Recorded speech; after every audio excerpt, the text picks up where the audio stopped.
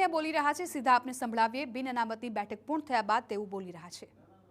પણ આ મોટો રીતે ગેરરીતિઓ સામે આવી છે કે જ્યાં સીટો ડિક્લેર કરવામાં આવી છે, એટલે જે ઝવેરી કમિશનનો રિપોર્ટ જોયા વગર કોઈ પણ વસ્તુનું આગળ ડિક્લેરેશન ન થાય છતાં પણ રાજ્ય સરકારે અનામત લાગુ કરી છે। અમે એ બાબતની પણ સરકાર પાસે માંગણી કરીશું કે જેણે આ રોસ્ટર પદ્ધતિઓ દાખલ કરી છે અને ચૂંટણીના વોર્ડની આકારણી કરી છે એની સામે પણ અમને શંકા જાય છે કે એ લોકોએ પણ કોઈ પણ જાતના અભ્યાસ વગર આ પદ્ધતિઓ જાહેર કરી દીધી છે। સુપ્રીમ કોર્ટે તો જે કહ્યું તેમાં તો યુનિટ બેઝ રિઝર્વેશનની વાત હતી, અમને ફ્લેટ રિઝર્વેશન આપ્યું છે, એની સામે કેમ બોલતા નથી? કોંગ્રેસે પણ એ વખતે મુદ્દો બનાવ્યો પણ પછી 4 દિવસમાં બંધ થઈ ગયા કોંગ્રેસવાળા પણ એમાં। આ રાજકીય મુદ્દાના બદલે સામાજિક મુદ્દાની વાત કરીએ તો અમે સ્પષ્ટ કહી રહ્યા છીએ કે સુપ્રીમ કોર્ટની ગાઈડલાઇનનું ખૂબ જ મોટા પાયે આમાં અનાદર થયો છે। આજે ધડ રિઝર્વેશન અપાયું છે। રોસ્ટર કરતાં પણ મહત્વની બાબત એ છે કે રિઝર્વેશન ઇમ્પેરિકલ ડેટા મુજબ આપવાનું હતું, નહીં કે ફ્લેટ રિઝર્વેશન। અને ફ્લેટ રિઝર્વેશન આપવા સાથે સાથે એને આઈડેન્ટિફાઈ કરવું જોઈએ કે કયા વોર્ડની અંદર કયા બ્લોકની અંદર કોની કેટલી વસ્તી છે। રિઝર્વેશનનો જે રોસ્ટરનો જે ક્રમાંક નક્કી કરવાનો છે એ ક્રમાંક નક્કી કરવા માટેના પણ ક્રાઇટેરિયામાં ઉલ્લંઘન કરવામાં આવ્યા છે।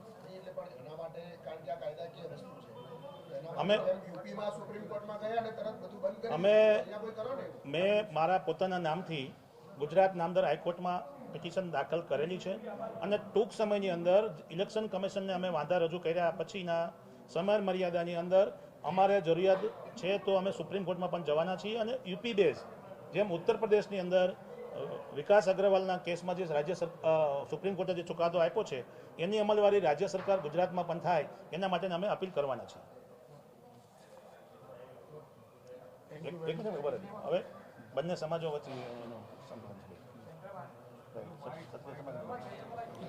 તો અત્યારે બિન અનામત વર્ગના આગેવાનોની બેઠક છે પૂરી થઈ છે। દિનેશ બામણિયાને આપણે સાંભળ્યા હતા કે જેઓ કહી રહ્યા હતા કે આગામી દિવસોમાં તેઓ સુપ્રીમ કોર્ટમાં પણ રજૂઆત કરવા માટે જઈ શકે છે। મહત્વપૂર્ણ છે કે થોડીવાર પહેલાં બિન અનામત વર્ગના આગેવાનોએ બેઠક યોજી હતી અને આ બેઠકમાં અનેક મુદ્દે ચર્ચા કરવામાં આવી હતી। થોડીવાર પહેલાં દિનેશ બામણિયાને પણ આપણે સાંભળ્યા હતા કે જેઓ તમામ મુદ્દાઓની તેમણે વાત કરી હતી। ખાસ તો જિલ્લા પંચાયત ચૂંટણીમાં EWS અનામત આપવાની તેઓની માંગ છે અને આ જ વાતને લઈને તેઓએ આજે તમામ આગેવાનો સાથે બેઠક કરી હતી અને આ બેઠકમાં તમામ લોકોએ અનેક મુદ્દા પર ચર્ચા કરી હતી।